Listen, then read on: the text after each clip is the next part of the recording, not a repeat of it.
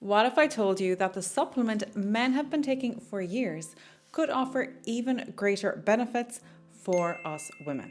And yes, I'm talking about creatine, the most scientifically backed supplement on the planet. Creatine has a bit of a reputation though. When I mention it, you might be thinking about this.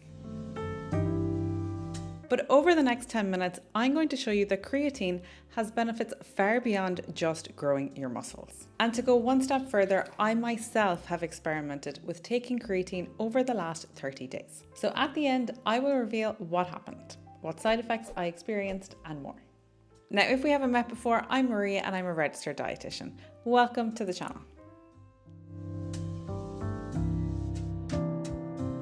So let's start by looking at what creatine is, because there are a lot of misconceptions out there.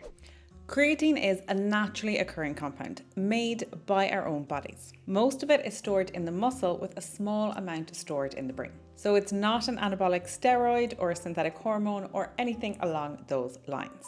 And what creatine does is it helps maintain the energy supply to your muscles, especially when they are under strain. It also helps speed up recovery by reducing muscle cell damage and inflammation. So while creatine itself does not make you bigger, fitter, faster, or stronger, it can supply your muscles with more energy to do more work, which will then allow you to become bigger, fitter, faster, and stronger. And it's particularly effective for short, high-intensity movements, like bringing the grocery shopping, lifting weights, or carrying your child up the stairs. Another easy way to think of it is it's kind of like charging your phone battery just that 10% more. It'll get you that little bit further throughout the day.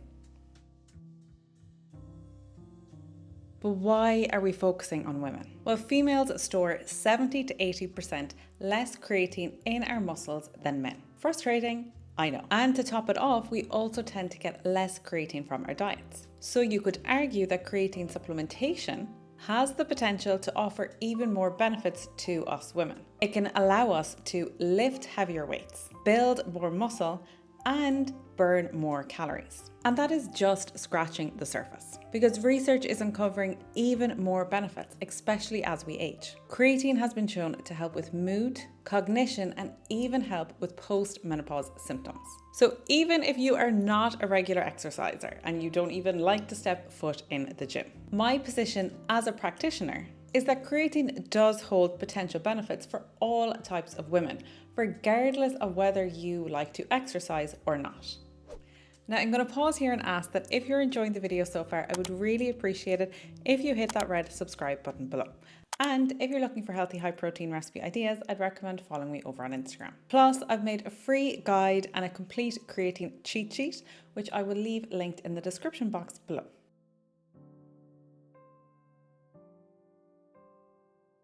But you can get creatine from food. Some foods will naturally contain creatine, particularly things like your meat and your fish. So yes, your diet will contribute to your overall creatine intake. However, the average diet, even one that does include regular meat consumption, this still typically provides only small amounts of creatine each day, and even less if you're a flexitarian. And women in general, we tend to eat less meat than men.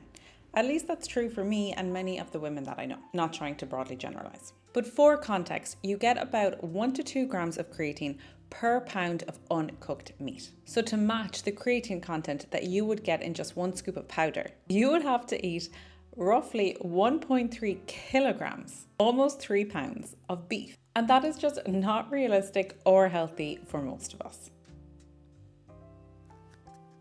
So let's look at what creatine can really do.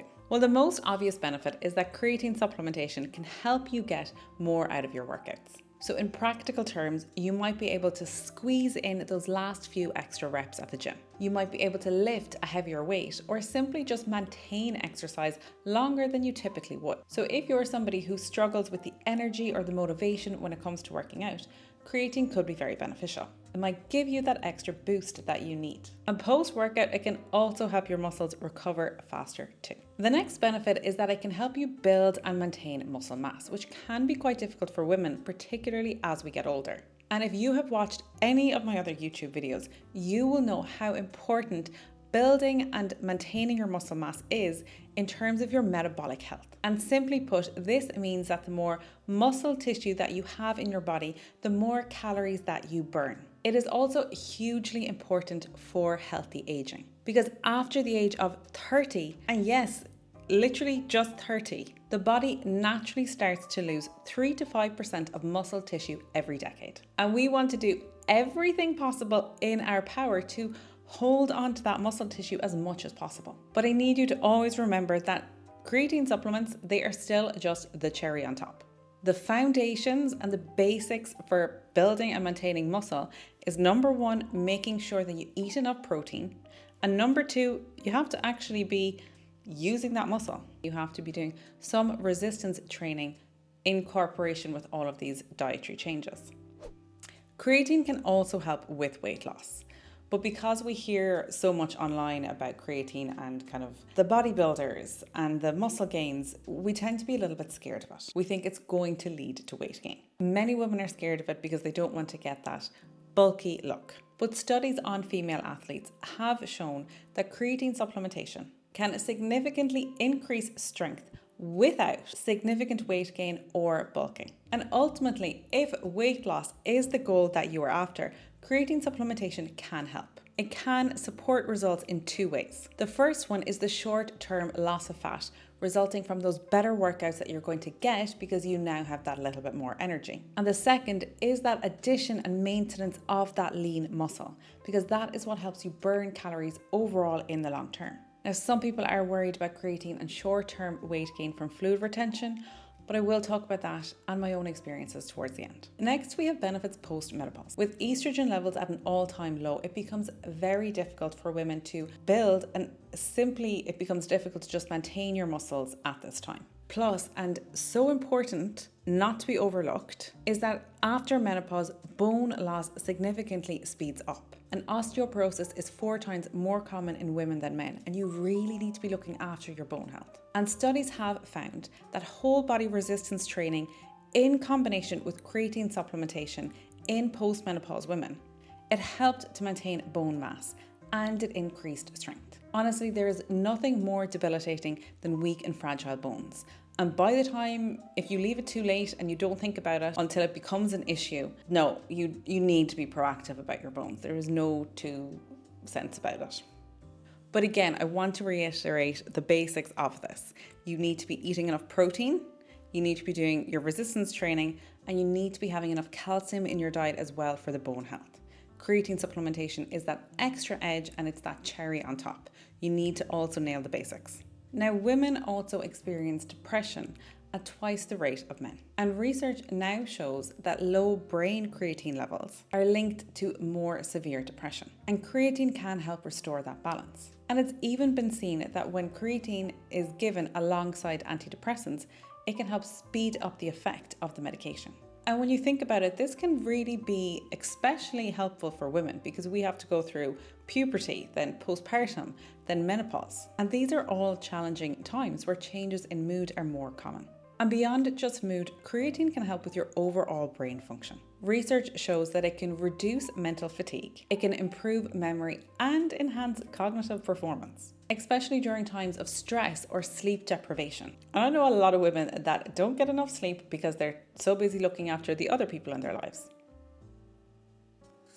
Now, I also want to talk about creatine during pregnancy because it's a very popular concept with a lot of talk online at the moment. And it stems from findings that creatine levels naturally decline during pregnancy. And this is because the fetus heavily relies on the mother's creatine stores for development throughout gestation. And low maternal creatine levels have been linked to outcomes such as preterm birth and low birth weight. But we don't have concrete studies yet from humans taking creatine during pregnancy. Now, there is research in animal studies and it does show promising results, particularly in supporting brain development in the offspring. But it is just very difficult to conduct research in pregnant women because there's a lot of ethical considerations that need to be taken into account. However, because we do know that creatine is extremely safe in all other populations, it is one that may be worth considering, particularly for vegetarian mothers or people who don't consume much meat. What I would say though is if you are pregnant, you just need to be so careful about the supplements that you're taking because supplements are not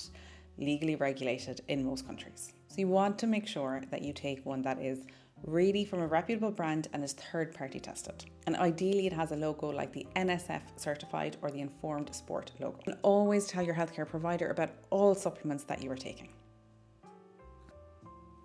Now, if you are ready to give creatine a go, let's look at the best way to add it into your routine. So there are two main approaches and both are effective. It's really about choosing which one fits best with your lifestyle and your goals. So the first approach is creatine loading. And with this method, you begin with a 5 to 7 day loading phase. This is then followed by a maintenance daily dose. And the goal here is to saturate your muscles with creatine as quickly as possible to get you to peak levels. So the pro here is that you're going to reach peak creatine stores much quicker, usually within a week. Because of this, you're also more likely to feel the benefits much quicker. However, the downside to this is that you have to take quite a lot of creatine for the first few days, which can be kind of tricky to remember. And then there's also a slightly higher likelihood of you experiencing any side effects from taking creatine supplements, like any bit of bloating or water retention. So to do this loading phase properly, I'll leave all of the recommendations on the screen.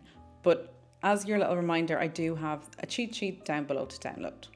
But you load up for 4 to 7 days and then you go on to the maintenance dose. Now the second approach is that you just completely skip this loading phase and you just go straight onto the maintenance dose and you stay there forevermore. And this is a great option if you prefer a gentler approach. And if you want to avoid the potential of any side effects like bloating or water retention. The downside is it's just going to take you a few weeks more to get to those peak creatine levels, so it may take a little bit longer for you to see the benefits. But both approaches work well. So it really comes down to whether you want a quicker approach or a gentler approach. Either way, the key to success with creatine is consistency. So just pick the method that feels best for you. So access that guide, and I've also listed a few of the creatine brands in particular that I think are quite reputable. They are affiliate links, so I might make 5 cents if you buy them. So feel free to choose a different supplement if you prefer. I will survive. So I decided to do the loading phase, mainly because I wanted to get to the peak levels quicker so I could have my results for this video. But for most of my clients, I would actually recommend just doing the maintenance phase because it's all about building a habit, and creatine is something that you need to take every day. So you just want to build it into a regular part of your routine. And with loading, you need to take it 4 times a day, which is very easy to forget. And it's just a lot.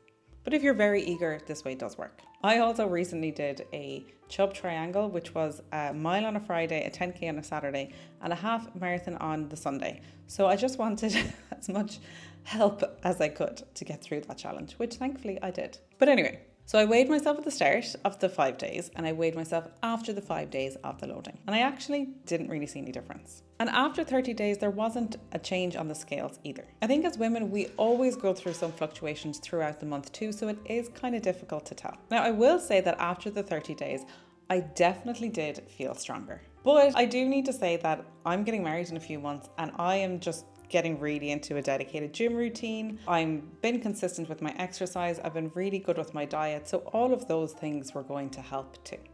The hardest thing that I found was just remembering to take it every single day. I don't take loads of supplements, so it's just something that I need to always remind myself. And you can't be skipping days here or there. If you do, it's fine, but you do need to be consistent to see results. Now I want to touch on the weight gain, because as I mentioned, I didn't experience any, but it's something that many women are fearful of. But if you do see a little bit of weight gain, it's not something to be worried about, because for the most part, it's just water retention. And it's actually a good thing because creatine can help promote a small amount of water storage in the muscles, which makes you more hydrated as a result. And it is something that's only temporary and it should subside as your body adjusts to taking the supplement. And now another big fear that people have with creatine supplementation is a fear of bloating or any kind of digestive discomfort. And I used to really suffer with bloating, and it was really painful and really debilitating to quality of life and, most importantly to me, my confidence. But it's something that I did a lot of work on. I have other videos on my channel about bloating and what I did and what worked. And for me, when I took the creatine supplement, I actually didn't experience any bloating issues.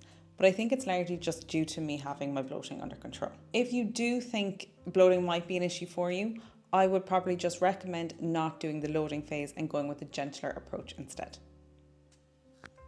And lastly, a common question is, what is the best time to take creatine supplements? And really, you can take them at any time of the day on a full or an empty stomach. What is most important is being consistent over time with them.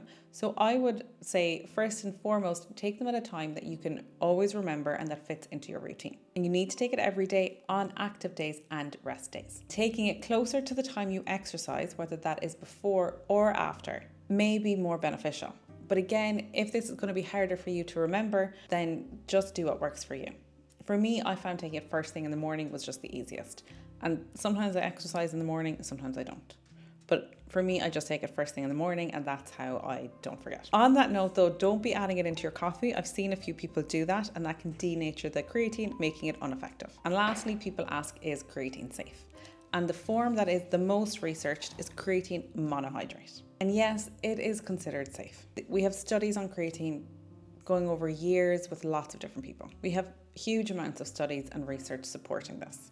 And again, it is a natural compound made in your body. So if you take excess, you just tend to pee it out in your urine. The dangers from a creatine supplement, they would come from taking a supplement that is poorly regulated. So just make sure you're choosing one that has third-party testing and is a reputable brand. So many supplements can be adulterated with ridiculous compounds. So to wrap it all up, creatine is a very well-researched supplement that clearly has benefits for us women. But again, you need to be nailing the basics of healthy eating, consuming enough protein, and doing your exercise. Creatine can give you that extra little cherry on top. So many supplements on the market are a complete and utter waste of money. Creatine though, however, is not. I'll give this one my approval. If you enjoyed this video, YouTube is telling me that you will definitely also enjoy my protein video. I'll leave it linked on the screen here. Thank you very much for watching. Stay happy and stay healthy, and I'll see you again next week. Thanks for watching.